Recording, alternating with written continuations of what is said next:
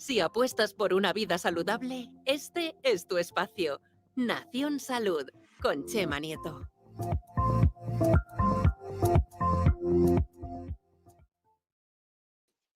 Muy buenas tardes, ¿qué tal? ¿Cómo están? Bienvenidos al Nación Salud. Hoy lo he pronunciado bien, que siempre se me va entre el Nación Innovación y el Nación Salud. ¿Cómo estáis? Aquí estamos un poco cagados con todo lo que está pasando a nuestro alrededor. Parecía una celebración, sé casi en los medios de comunicación, ¿no? Que se cumplieran 1 millón de fallecidos que llevamos con esta pandemia en 8 meses, 9. Y además hoy era interesante porque creo que era en el informativo de La Sexta, comparaban cómo esa era esa primera noticia del primer caso de COVID en China y cómo llega ahora y cómo los medios a nivel mundial lo han difundido, ¿no? Esta triste noticia, muy triste noticia, claro que sí. Bueno, ya habéis visto que va a molar mucho y lo repito, las mascarillas de Agency, las que sacan en Amazon, que se agotan, señora, que se agotan en todos lados. Mire, yo llevo la de Batman. Da igual que lleve la de Batman, da igual que lleve la de Spiderman, la de los Super Things, pero llévela. Yo no sé si este millón de fallecidos por COVID lo están viendo los negacionistas. No sé si lo están viendo. ¿Tú que eres negacionista o no? Por favor, ponte la mascarilla y toma las medidas, que si no, no tiramos para adelante. Y los datos y lo que estamos viendo no es para tirar cohetes, desde luego. Parece que vamos a peor, que vamos a mucho peor. Pero bueno, aquí en el Nación Salud ya habéis visto cómo mola la cabecera del deportista y demás, que se ha currado mi compañera Iris, realizadora de este programa, a la cual mando un beso gigante.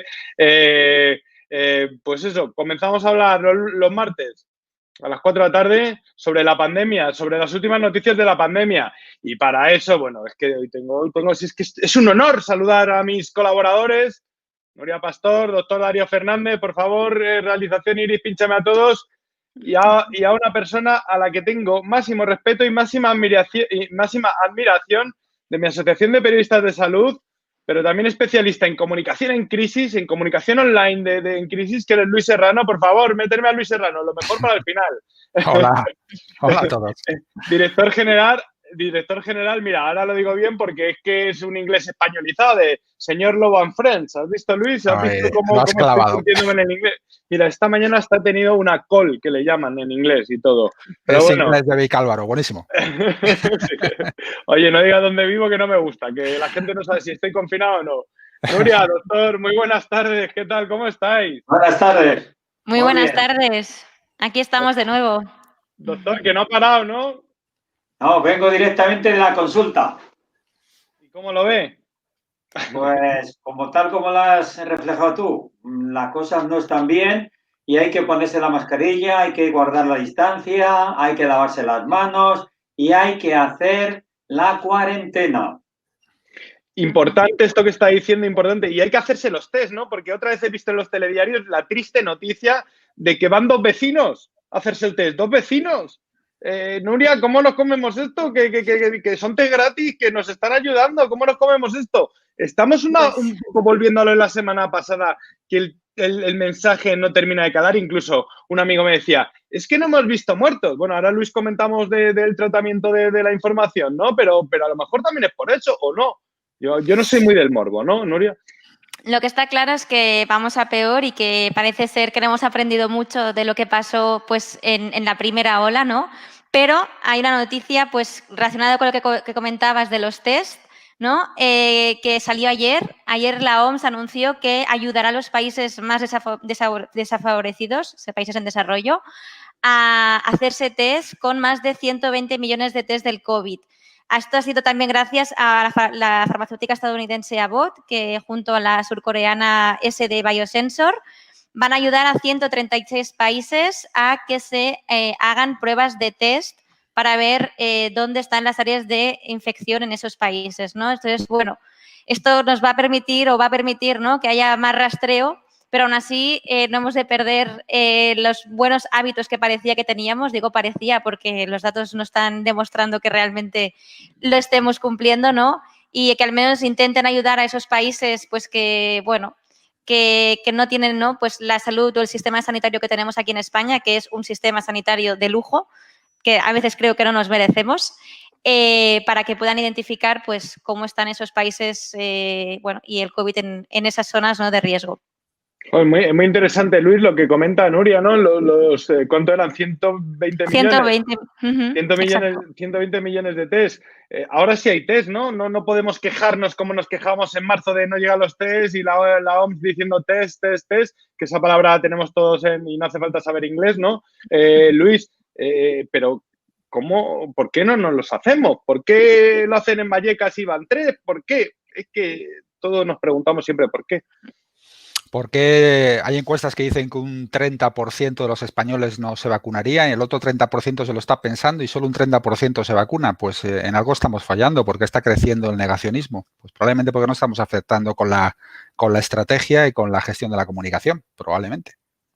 Sí, desde luego, pero también, hombre, yo creo que es problema de los medios, Luis. A lo mejor lo que comentaba mi vecino, que es un comentario de lo que vamos a hablar de hoy, de que al final te fías de tu vecino, de tu cuñado, y que no hemos visto los cadáveres o qué.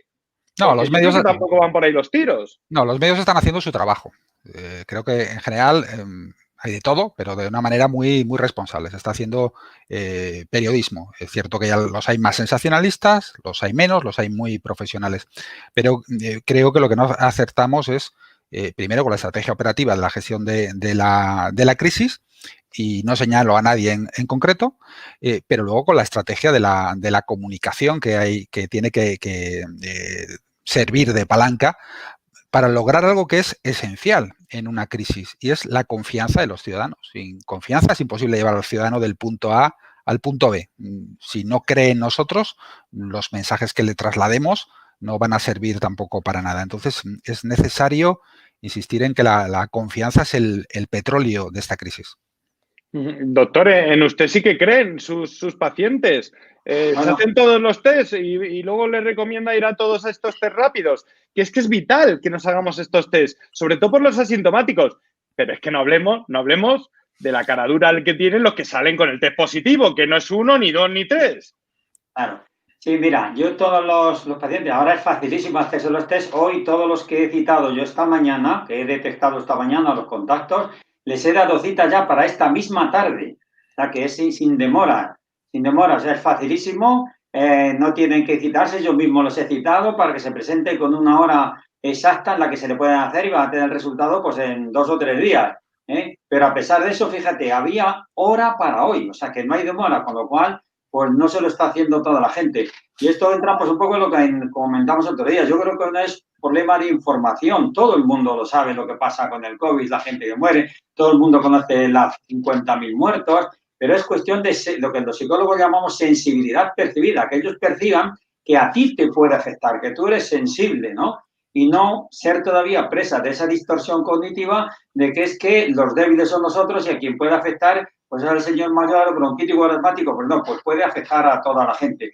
Y luego otra cosa que yo creo que explica un poco que todavía esto no lo hayamos controlado y vaya más, es que hemos pasado un poco a controlar de reuniones masivas, de botellones, de mucha gente, y ahora el peligro está en las reuniones familiares, que en un país mediterráneo con tanta familia numerosa como somos nosotros, pues es fácil que nos saltemos ese mágico número de más de 6 en la familia. Y ahí es donde estamos detectando los contactos. Me parece interesante lo que dice el doctor, Nuria, pero es que ¿de qué va a servir si encima es a países que incluso no les llega la información o les llega la información tremendamente tergiversada, ¿no? ¿Cómo conseguimos que esos test se hagan? Pues porque sí. Está muy bien fabricarlos, es como lo que comentaba Luis, si vacunas, podrá haber. De la gripe es verdad que se vacuna quien yo sé, y vacunas podrán llegar aquí a nuestro país, pero si luego nadie se la pone...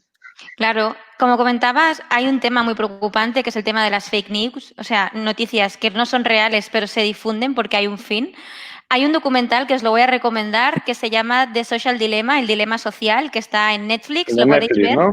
Exacto, es un programa que precisamente, o sea, un documental que habla de esto, ¿no? De el peligro que tiene las noticias falsas, noticias que no son verdaderas y que corren en Internet, ¿no? Eso a veces puede hacer que la población pues esté desinformada, que se deje llevar por una constante, ¿no?, aglomeración de noticias, ¿no?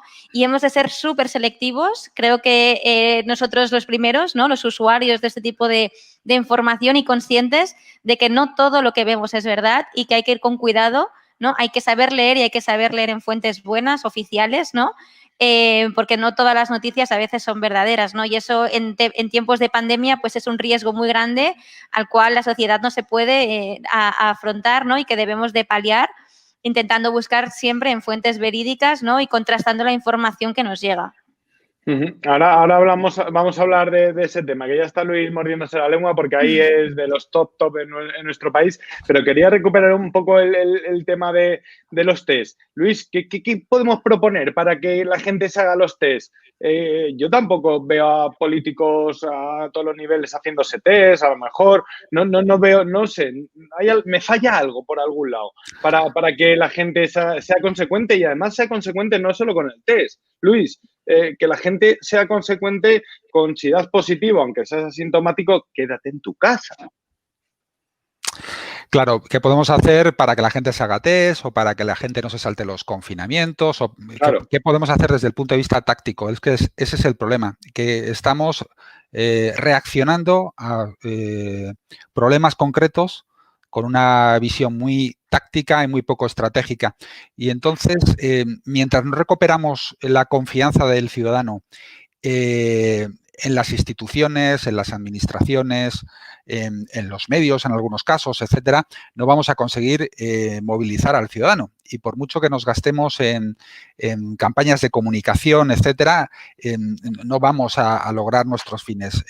Por eso esas estadísticas que se están produciendo, que son tan escandalosas. Ayer había otra que hablaba de la confianza ahora mismo en las administraciones de uno u otro color por parte de los ciudadanos, da igual si es regionales, administración central, etcétera, es de alrededor de un 30%.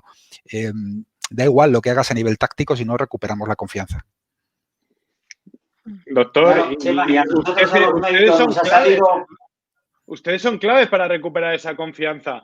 A ustedes les insultan, les ponen pintadas en los centros de salud, que no dejaré cada martes de recordar esas fotografías que me mandó, en las cuales se insulta a los médicos, a los que nos están salvando la vida y a los que están afrontando la pandemia cara a cara, como también nuestros profesores, a los cuales hay que elogiar también. Yo creo que es un poco fruto de la ansiedad, de los miedos, de esa falta de información y también de que a nosotros, a los médicos, nos ha salido un gran competidor que es el doctor Google, que es el que primero consulta un gran porcentaje de los pacientes. Cuando tienen cualquier problema de cualquier tipo, primero entran en internet y consultan a doctor Google. Y Chema, todos mis pacientes que han venido a mi consulta a pedir una segunda opinión a su médico de familia, a su médico de cabecera de toda la vida, que no tenemos ningún interés económico, somos de salud pública, todos, después de haber consultado a mi maldito colega doctor Google, vienen más desinformados, más infointoxicados, con más ansiedad y más confundidos. Así es que, por favor, pues acudan a su médico de cabecera, que somos el médico de la familia y que actuamos pues con un único objetivo, que es ayudar a la gente. Venga, que entiendan también que tenemos unas armas limitadas y que no podemos solucionar todos los problemas y que tenemos una gran carga administrativa que hace que eso a lo mejor demore mucho la atención. Veo que tanto Nuria como tú tenéis muchas ganas de hablar del tema con Luis, porque es especialista en ello, que me quitáis los test, me quitáis los asintomáticos que se van de fiesta. Vamos a tratarlo y vamos a meterle mano a este tema. Luis, ¿por qué no fiamos más del vecino que me dice lo de los ataúdes o el otro que me dice que si voy con la pata coja puedo coger antes el virus que las autoridades sanitarias o incluso, ¿por qué no fiamos más de perfiles que no son científicos que de perfiles propios? Ahí Nuria había puesto encima de la mesa algo que es clave, es la desinformación, las que se han bautizado como fake news y que han existido siempre, ¿no? O sea, en cualquier guerra, en cualquier desastre, en cualquier crisis, utilizar la mentira, la manipulación, la desinformación, ocurre, es clave, ¿no? El problema que tenemos, y no es un problema de esta pandemia, sino que ya con la llegada de las redes sociales, fuerte en España a partir del 2010 aproximadamente, en el 11, en el 12, los primeros que empezamos a manejarlo en materia de emergencias o de crisis, ya nos dimos cuenta de la que se nos venía encima, ¿no? Y de hecho, a nivel, en España y a nivel internacional, por ejemplo, los primeros cazadores de bulos fueron los VOST, acabado en T, Virtual Operation Support Team, los voluntarios digitales en emergencias que ayudaban a las administraciones a luchar contra la desinformación. Pero el problema fue creciendo, entre otras cosas, porque el propio Internet ha supuesto el empoderar a muchos, buenos, malos, con diferentes fines, en el control de la información. Y, entre otras cosas, ha supuesto una crisis de modelo de negocio enorme para los medios de comunicación, con toda la crisis de papel, con todo el apostar por Internet y por el clickbait. Esto, más el descrédito que se está produciendo en los últimos años en la confianza del ciudadano en las administraciones, en los partidos políticos, en el Estado de Derecho, en los medios, al final ha llevado a que el propio sistema y la construcción de los algoritmos en los grandes players, fundamentalmente Facebook, también en Twitter, haya generado eso que Elie Pariser llama la cámara de eco, y es que al final el propio algoritmo nos sirve por un lado por las redes sociales, las informaciones que entiende que queremos escuchar. Pero luego hay algo todavía peor, y es qué hay bajo la superficie, ¿no? Y bajo la superficie de todo esto está la mensajería instantánea. Todo lo que es el dark social es WhatsApp, es Telegram, donde se genera el 90% de la desinformación. El 90% en WhatsApp y Telegram. Sí, ese audio que llegaba de una enfermera de Getafe que luego era de Bilbao y que luego fue de Pontevedra, ¿no? ¿A eso te refieres? A eso me refiero a imaginémonos un gran incendio forestal que se produce, en este caso, porque por debajo del subsuelo, sin que lo veamos, hay un fuego que está avanzando de manera muy rápida, entre otras cosas porque como hemos dejado de creer en la información que nos dan los medios de comunicación, el descrédito en muchos de ellos es grande, pues al final las acabamos confiando muchísimo más en aquellas personas que están más cercanas, en nuestros amigos, en nuestros familiares, en nuestros cuñados. El cuñado hoy en día es un arma de destrucción masiva. Me lo ha dicho mi cuñado, si él dice que van a confinar, si él dice que vamos a morir, si él dice que tal, es que es verdad, porque de los medios no me puedo fiar, de los partidos no me puedo fiar, de las administraciones muchísimo menos.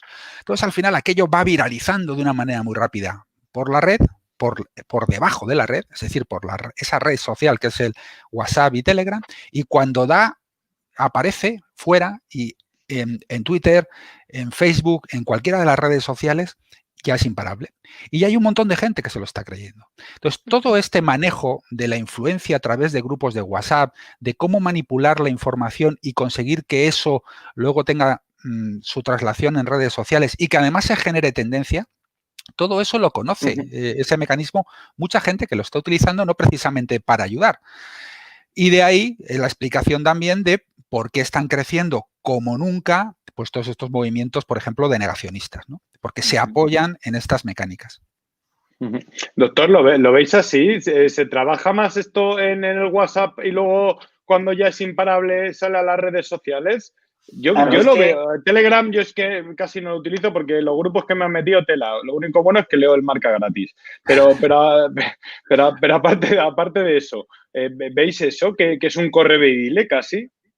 Claro, es que además estas personas, estos receptores de estos mensajes tienen una predisposición y una personalidad especial y una ansiedad y unas emociones negativas no manejadas que les hacen fácilmente aceptar esos mensajes, que además son rápidos, son fulminantes, tienen una carga tremendamente aburrida y son con absoluta seguridad. Y si además vienen de un sitio extraño y un sitio exótico, pues tienen mucho más poder frente a la información fría y a lo mejor dura que puede dar la ciencia médica. Y además estas personas están un poco desencantadas de la ciencia moderna, porque al fin y al cabo los médicos curamos muy poco, es el paciente el que se cura. Un compañero mío decía que lo único que cura es el cirujano, que está por lo sano. Los demás damos yo eso te lo digo que la persona sea buen chico, haga su dieta, haga su ejercicio, tenga hábitos saludables y sea él su propio curador. Y eso, claro, pues es duro. Claro. Yo también creo, estoy de acuerdo con lo que comenta el doctor, ¿no? Y Luis, que yo también creo que aquí hemos de pedir responsabilidad a las empresas tecnológicas. Al final, como bien comentaba Luis, lo que está pasando ahora mismo es que la manera en que tenemos de acceder a los medios es de manera, pues desde tu propio teléfono, desde tu propio ordenador, desde tu propia, ¿no? Incluso tele. O sea, tenemos una manera muy rápida de acceder a mucha información que circula y que no se verifica, ¿no? Y las grandes tecnológicas, Google, Facebook, WhatsApp, tienen una responsabilidad enorme en no propagar información que no es cierta. Hemos visto que la propia OMS en Twitter ha tenido que desmentir información que iban diciendo sobre la propia OMS. O sea, estamos viendo cosas que al final están poniendo noticias, ¿no?, en riesgo la salud de los usuarios. Entonces, como los usuarios somos, por desgracia, ¿no?, en este entorno que vivimos fácilmente manipulables, pues las noticias que leemos, porque nos entran todo tipo de, ¿no?, de noticias por algoritmos y búsquedas que vamos haciendo, o sea, que van perfilando mejor estas noticias a qué usuarios buscar, las grandes tecnológicas aquí tienen una obligación ética en realmente poder crear, ¿no?, pues un algoritmo que identifique estos fake news, ¿no? Porque al final, insisto, se ha llegado a recomendar medicamentos, se ha llegado a recomendar recetas que no están basadas para nada en la ciencia, ¿no?, y en la verdad. Y entonces aquí lo que hay que hacer es o un organismo aparte o que las propias empresas tecnológicas sean conscientes de no poner en riesgo a la sociedad y no alimentar estas mentiras falsas o fake news, ¿no? ¿Me permite, Chema, una puntualización? Sí, dale. Porque lo que ha dicho de nuevo Nuria da Es de que lleno es en la una clave crack, y en la Nuria, línea de flotación. Es decir, ¿cuál es la responsabilidad aquí de los grandes players? ¿Cuál es la responsabilidad aquí también del regulador? No nos olvidemos, en cualquier caso, en estados de derecho. Vamos a ver, de esto son conscientes Twitter y Facebook desde el inicio de lo que estaba haciendo y todos vimos qué pasó en el 2016, ahora que nos acercamos de nuevo a las elecciones americanas con todo el caso Cambridge Analytica. Estamos hablando de cómo hackeamos los cerebros, de cómo somos capaces de llevar al ciudadano hacia un determinado interés y evidentemente aquí hay y mucho un estado de ánimo de también negocio, que influye. de estado de ánimo y de determinado tipo de manipulación. Entonces, cuando empiezas a ver que tu negocio peligra y que en el centro de la conversación empieza a estar, bueno, pues una determinada organización, empiezas a verle las orejas al lobo y lo que piensas es, bueno, voy a empezar a autorregularme. Con todo esto de que comentaba del dark social y de ese fuego de subsuelo, lo primero que hemos visto en los últimos meses ha sido la propia autorregulación de Facebook, WhatsApp, en este caso, ¿no? De cómo no vamos a poder reenviar mensajes, primero a 5, luego a menos, etcétera, el reenvío de mensajes. Pero eso mismo han estado haciendo, intentando luchar contra la desinformación, Twitter, Facebook, poniendo por la presión social, la presión de los estados, de la conversación, de una determinada tendencia que está poniéndolos en el foco. Ayer, fíjate, comía con uno de los grandes community managers de este país, de los más famosos. Y coincidíamos los dos en que la clave de esto está... ¿Nos dices el nombre? No, pero uno de los grandes. Y coincidíamos los dos en que mientras no se le ponga el foco por parte de los estados al núcleo de todo esto, que es el control del algoritmo, esto va a tener poca solución. Y hay que tomar determinadas decisiones, pero no en España. España no puede hacer nada. Es decir, la Unión Europea tiene que, si no se llega a un acuerdo, tiene que legislar y tiene que hacer política, que es muy importante seguir haciendo política, pero de la buena. ¿Se os viene a la cabeza alguna noticia estrambótica que hayáis visto circular en las redes sociales como si fuera verdad durante estos 7 meses? Miles seguro, pero alguna en concreto, porque han sido barbaridades, incluso que se ha dado continuidad de formas de curarse, ¿no, doctor? Que hemos visto que usted debería de estar, vamos, no sé. Pues fíjate, todas las que han surgido sobre la curación, todas tienen una característica y es que ofrecen una solución simple a un problema complejo y son rapidísimas. Entonces, todas estas que hemos visto desde la curación del virus con medidas extravagantes de ingerir sustancias que eran incluso hasta corrosivas, pues muy típicas y son todas, como digo, eso, pues que simplifican todo porque es un individuo que está muy angustiado y quiere una solución rápida y ya y simple y fácil de aplicar y al alcance de la mano. Entonces, muchísimas.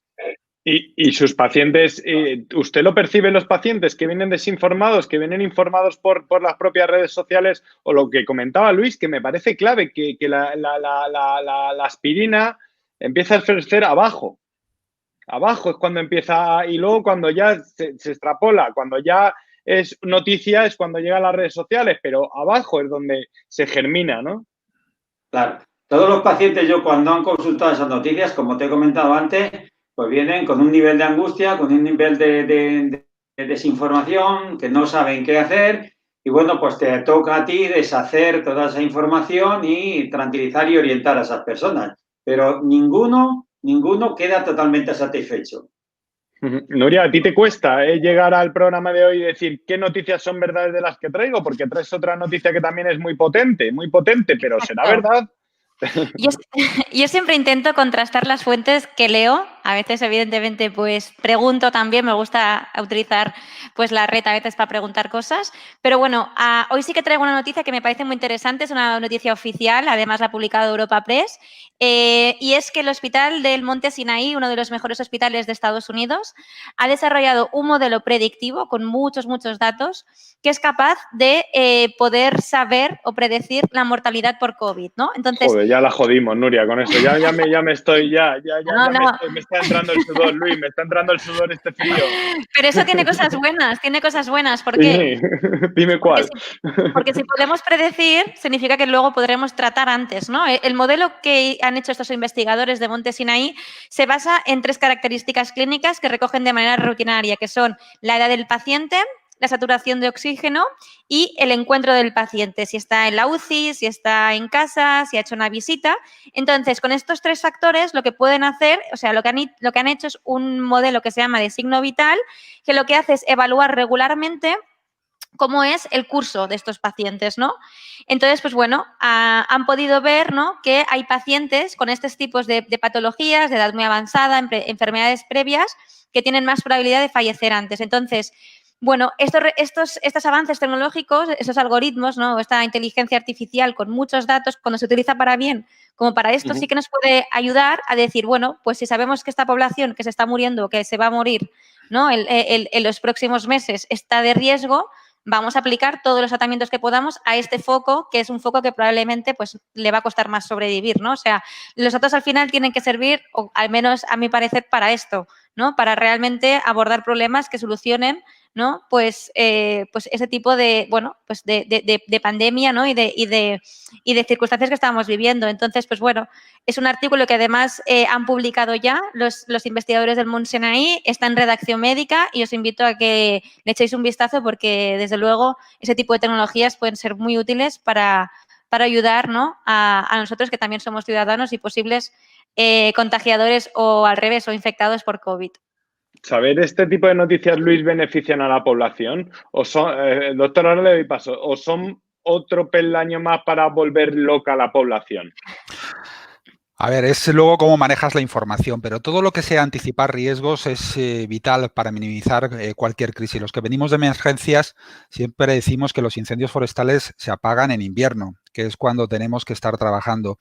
Y por utilizar otra analogía, cuando tú quieres prepararte para una guerra, si no tienes vigías en las torres que vean si viene el enemigo, difícilmente vas a reaccionar a tiempo. Entonces, todo lo que sea obtener inteligencia, aplicar Big Data, entender el escenario al que nos enfrentamos, nos va a permitir prepararnos, preparar todos los recursos, tener una visión en la que la ciencia esté en la base, pero luego aquí hay algo también muy importante y es con todos esos datos cómo entendemos el marco general y las consecuencias que tienen no solo desde el punto de vista epidemiológico de salud pública, sino desde el punto de vista sociológico, económico, psicológico, porque si en algo se ha fallado en esta crisis es que no se ha visto equipos verdaderamente potentes, multidisciplinares, que hayan hecho esa anticipación de los riesgos con los mejores datos en tiempo real y que nos hayan permitido enfrentarnos adecuadamente. Porque la primera ola no había nadie preparado, nadie la vio venir. Todos los países del mundo, en mayor o menor medida, han fallado. Solamente hay algunas excepciones, pocas. Pero para la segunda ola ya se supone que tendríamos que haber tenido la suficiente información como para que esto nos pillase de otra forma, ¿no? Doctor, que se estaba mordiendo la lengua con lo que decía Nuria, Sí. ya lo que le faltaba ya a sus pacientes, que les contara cuándo se van a morir. A ver, tranquilo, Chema, que no, con este modelo fundamentalmente... Yo no estoy tranquilo, doctor, yo no estoy tranquilo y escuchando a vosotros menos.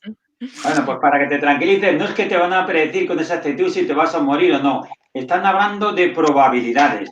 Que esto ya más o menos en los médicos lo venimos manejando desde hace muchísimo tiempo con todos los factores de riesgo cardiovascular. Sabemos que una persona mayor de 40, mayor de 50 años, con obesidad, con colesterol, con hipertensión y tal, pues tiene muchísimas más probabilidades de que a los 5 años tenga un evento cardiovascular serio, como puede ser un infarto o un ictus. Entonces, está bien que estos modelos matemáticos afinen mucho más y hayan cogido algunos criterios de riesgo muy claros, como son la saturación de oxígeno. Indudablemente, un individuo que tiene poca saturación de oxígeno tiene una afectación por el COVID pues en un punto muy importante, que es la capacidad vital respiratoria. La edad también es otro factor de riesgo muy importante, y si ha pasado por la UBI es que ha acumulado una serie de complicaciones. Entonces, cogiendo estos tres criterios, estos tres datos, efectivamente se puede predecir con bastante acierto la probabilidad de esto que nos debe llevar. ¿Para qué nos debe servir? Pues como dice Luis, no para asustar a la gente, sino para concienciar y sobre todo para redirigir esfuerzos en una actuación para la salud, para que esas personas de riesgo, que son siempre los mismos, mira, los que tienen infarto, los que tienen ictus, los que se mueren de COVID, casi siempre son las personas que más riesgo tienen, que son los mismos, los diabéticos, hipertensos, colesterol alto. Entonces, esto debe servir para que esa población se cuide mucho más y se autorresponsabilice, porque todos esos pacientes crónicos saben, están perfectamente informados y saben qué tienen que comer, qué hábitos saludables tienen que hacer y, por supuesto, que no tienen que meterse tóxicos como alcohol y tabaco, que muchas veces, por desgracia, lo siguen haciendo y forman parte de esa población de riesgo. No te oímos, Chema. No te oímos, Chema. ¿Cuáles son tus fuentes de información? Y Luis, replícame a Nuria, ¿por qué tú decías, no, la gente ha perdido esa cercanía con los medios de comunicación? Nuria citaba, creo, Diario Médico, citaba Europa Press, medios totalmente fidedignos, por lo general. Pero ¿por qué Luis, primero contesta Nuria cuáles son sus fuentes y por qué Luis, la gente ha perdido ese cariño hacia los medios? Vale, Nuria. Perdona, es que no te escuché la primera pregunta. ¿Cuáles son tus fuentes de información? ¿Cómo llegas a sacar estas noticias dentro de toda la basura de noticias diarias que nos metemos? Porque vemos que hay informativos que hasta cometen el pecado de contar noticias inexactas, por no decir no verdaderas. Totalmente de acuerdo, Chema. A ver, yo creo que al final hemos de saber qué medios son los fiables, ¿no? Eso al final son los medios que realmente pues están a nivel pues legal, ¿no? Constituidos, defendidos. Evidentemente luego pues cada uno tiene su manera de expresar la realidad. Esto creo que es al final, ¿no? Pero al final, por ejemplo, yo siempre que me fijo, sobre todo en ciencia, es que si hay un artículo científico, ¿en qué base está publicada, ¿no? Tenemos una base de datos en medicina que es el PubMed, que es una base donde se publican bastantes artículos científicos y se linkean, ¿no? En páginas oficiales, pues intentar buscar siempre de qué páginas vienen. Luego, en otras fuentes de datos, fuentes, por ejemplo, a niveles europeos, como la OMS, ¿no? O sea, intentar siempre leer, vale, leo una noticia que, bueno, es de redacción médica, ¿no? Que es un diario pues que se encarga, ¿no? Lleva ya mucho tiempo, ¿no? Trabajando en noticias del sector. Muy bien, la OMS dice eso, ok, vamos a la OMS, realmente, ¿no? O sea, yo creo que al final es un poco coger el hábito. Es verdad que como vivimos en un mundo que estamos tan sobreexpuestos a noticias, el tiempo es lo que nos falta, ¿no? Y nos falta quizás el tiempo para leer, pero yo creo que cada vez más en el mundo que vivimos, ¿no? Y bueno, y sobre todo, pues en esta realidad de los fake news, nos hemos de acostumbrar a cuestionar también lo que leemos y más que cuestionar, sin llegar evidentemente al negacionismo, creo que no, desde un punto de vista psicológico no debe ser muy sano, pero creo que tenemos que intentar, ¿no? Cuestionarnos, buscar y hablar, ¿no? Y confrontar con los demás, pues si realmente esos datos que estamos leyendo son verídicos. Pero vamos, yo antes se comentaba tema de fake news. Yo llegué a leer que las mascarillas no eran útiles por redes sociales. Bueno, pero es que las mascarillas no eran útiles, era un fake news. Lo hemos oído decir a políticos, y eso es verdad. Por eso. Es que comenzando desde ahí, ¿no? Que también es un medio de comunicación. Entonces, tampoco yo lo sabía, si eran útiles o no. Sí, pero lo que pasa es que, bueno, luego, ¿por qué creo que la ciencia es necesaria? Yo creo que la ciencia es necesaria porque la ciencia ha demostrado, ¿no? Que por qué es útil una mascarilla, ¿no? Porque protege, ¿no? Y esto se ha visto. Hay países que están utilizando muy bien esas medidas de protección. Japón, por ejemplo, ¿no? Y los índices de contagio, pues, son menores, ¿no? Y nosotros mismos lo estamos viendo, que parece ser que, bueno, ¿no? Pues al menos la gripe se dice, ¿no? Los estudios científicos dicen que se puede llegar un poco a disminuir si todos lleváramos las mascarillas, ¿no? Y otras universidades, como la Universidad de Maastricht, publicó incluso una imagen donde se veía, ¿no? Qué pasaba si no llevábamos mascarilla, ¿no? Cómo realmente nos podíamos infectar. Eso es ciencia. Al final la ciencia creo que ha de ser, y es por eso el programa de Nación Salud, ¿no? La máxima defensora y la máxima verdad en tiempos de pandemia, ¿no? Así que, bueno, apelo a todo el mundo a que en sus ratos libres intente verificar las fuentes que busca ya sea la OMS, Twitter de las fuentes oficiales, creo que también es una buena manera de leer un poco más rápido la información, pero siempre y cuando sean fuentes que realmente haya una base científica detrás. Sí, pero es complicado porque la gente lo que ve, tenemos la experiencia también del programa la semana pasada, Luis, vino una youtuber y 10.000 personas lo vieron, que yo estoy encantado y demás, pero ¿cómo gestionamos este problema de quién nos fiamos? Lo que decíamos, que hay políticos que han dicho que las mascarillas no se lleven o que hay informativos y los siga viendo a diario porque hay tantas fuentes de información que nos equivocamos hasta con la noticia que damos, ¿no? ¿Cómo seleccionamos quién darnos la noticia? Porque al final nos fiamos de quien tenemos más cerca, lo que comentábamos del cuñado, lo que comentábamos un poco de esas personas cercanas que se han hecho los médicos de la familia en estos meses, ¿no? Son los que siempre nos mandan la información respecto al COVID, sea verdad o sea mentira. Claro, al final el ciudadano tampoco es tonto, ¿no? Es decir, el ciudadano sabe que un día le dijeron que las mascarillas no hacían falta y que luego le dijeron, no, es que te dije que las mascarillas no hacían falta porque no había mascarillas, ¿no? Al final eso incrementa de nuevo la desconfianza. Y en el fondo de eso, y me preguntabas antes por el problema de los medios, ¿por qué no confiamos en los medios de comunicación tan potentes como algunos de los nombres que has dicho, ¿no? Pues en el fondo, porque, como te comentaba antes, con la llegada de Internet hubo un grave problema de modelo de negocio, es decir, la publicidad huyó de los medios, se fue a Internet, el papel se puso muy caro, los medios decidieron, en vez de optar por la calidad, como aquello no funcionaba y no se vendían periódicos, nos empezaron a regalar cosas con los periódicos, luego empezaron a despedir periodistas. ¿A quién despedían? A los que tenían más canas, a los equipos de investigación, a la gente que tenía oficio y que realmente hacía periodismo de calidad. Luego apostaron porque, bueno, pues vamos a entrar en Internet. ¿Y en Internet qué es lo que funciona? Pues en Internet funciona lo que me dé pasta, lo que me dé publicidad. ¿Y eso qué era? Pues el clickbait. Funciona mucho mejor las Kardashian, evidentemente, porque va a haber muchas más entradas que hablar de cuestiones un poquito más serias y en las que me tengo que gastar mucho esfuerzo en tener a un periodista liberado 2 semanas para sacarme un tema. No, voy a conseguir muchas más entradas y, por lo tanto, colocar más publicidad si hago un periodismo de baja calidad. Todo eso, al final, unido más la desconfianza, como digo, en el propio sistema, en los políticos, el que el periodismo ha elegido ser un periodismo de trinchera, en que la conversación se ha polarizado completamente, pues lleva al ciudadano a decir, es que no creo en nadie más que el que me está dando información contrastada, que le ha llegado de primera mano, y que es mi cuñado en WhatsApp, fundamentalmente. Y este es el problema al que nos encontramos. Y tenemos que ir, como digo, al medio de la cuestión, porque si no, tácticamente no vamos a repasar. El problema es que no creo que ahora mismo se esté poniendo el foco en esto. Se está intentando reaccionar a todo lo que va ocurriendo, de manera que mientras no vayamos un poco más a la base, va a ser muy difícil que nos hagamos con el control. Desde luego que vamos por detrás. Doctora, a usted le llaman doctor Vodafone. Informando todo el día a los pacientes. Usted también es buen referente, por lo menos para mí. A mí siempre usted me ha guiado por el buen camino de la vida, aunque luego me haya desviado. Déjame que añada al listado de fuentes fidedignas que ha dicho Nuria, pues también Colegio de Médicos, asociaciones científicas de médicos, revistas científicas de médicas, Consejería de Sanidad, Ministerio de Sanidad, pues ahí pueden tener fuentes de información fidedignas y el médico de cabecera, porque nosotros, por muy humildes que seamos y que el último eslabón de la cadena sanitaria, estamos perfectamente informados de todas las novedades que haya en innovaciones científicas y efectos adversos de algún medicamento. Me preguntaba... Solo su batalla de confianza. Solo su batalla de confianza. De hecho, hay mucha gente que no es doctor y en Internet con bata para generar esa confianza quizás.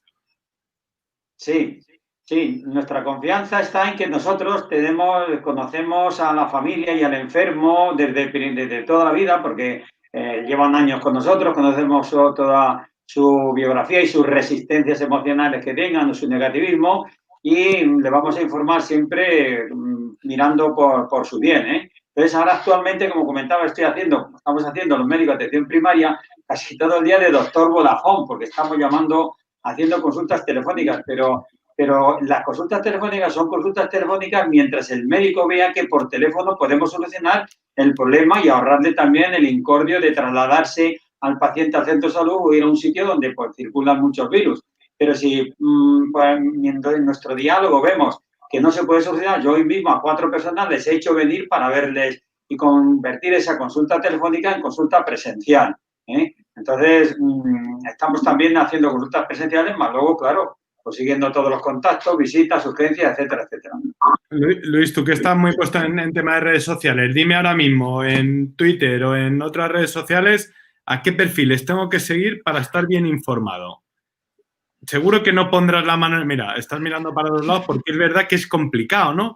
Y que seguro no pondrás la mano por mucho. Tengo un problema, porque yo siempre he defendido que las fuentes solventes, por supuesto, son las autoridades, las fuentes oficiales, ¿no? Porque efectivamente ahí reside además el mandato de velar por todos nosotros.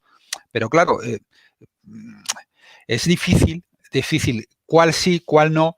Cuando de repente te encuentras discursos entre esas propias fuentes oficiales que manejan datos, se supone, solventes, actualizados, con análisis y discursos distintos sobre qué hay que hacer apoyándose en el mismo dato, ¿no? Es complicado. No voy a señalar ninguna. Joder, no. Y tú, Nuria, dime tú de quién te fías. De la OMS seguro. Hombre, es complicado. Ahora, de mi cuñado no me fío, ¿eh? Eso seguro.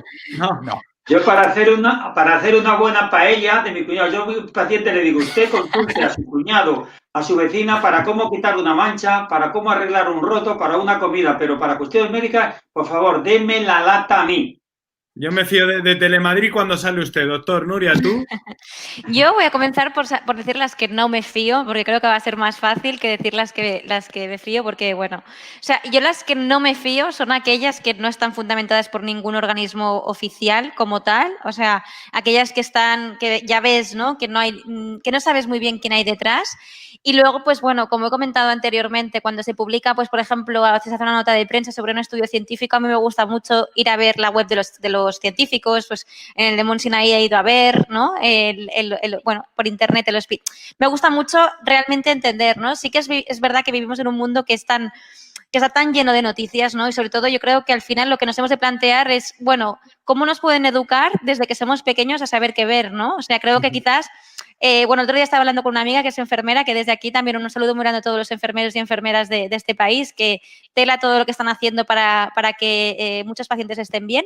Y hablábamos y ella me decía, claro, es que los enfermeros y las enfermeras al final hacemos también educación sanitaria, ¿no? Y la educación sanitaria es muy importante, ¿no? Y tiene toda la razón. Yo me acuerdo pero, Nuria, que... también eso se ha convertido en un poco de marketing, ¿no? Porque ahora vemos miles de perfiles que ya son influencers enfermeros. Incluso bueno, que cobran por ser influencers enfermeros, ¿no, Luis? Eso está pasando, eso lo estamos viendo. No están prescribiendo productos, no sé.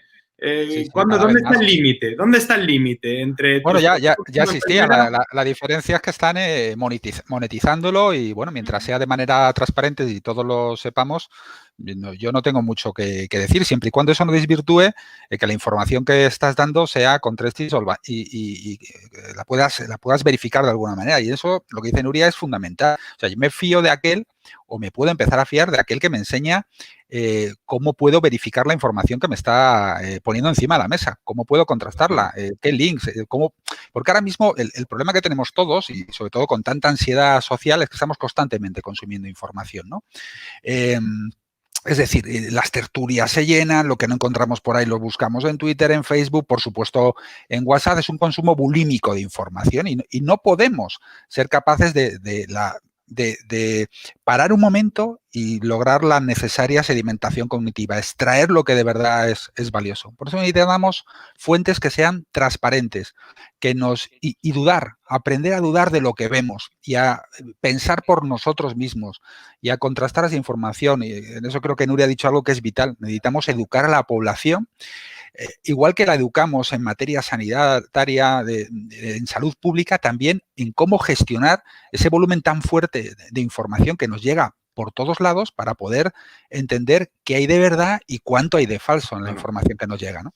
Nuria, perdona que te he interrumpido. Venga, y cierra esto el programa, que nos quedan unos segunditos. Doctora, a usted le vemos el jueves también, no se preocupe. No, yo solamente quería decir que yo me acuerdo cuando era pequeña que venían enfermeros y enfermeras del ambulatorio, o sea, del ambulatorio no eran influencers ni eran nada, eran personas normales y corrientes, bueno, los influencers también lo son, pero personas de la calle, por así decirlo, y nos informaban pues sobre enfermedades, nos informaban sobre diferentes cosas, ¿no?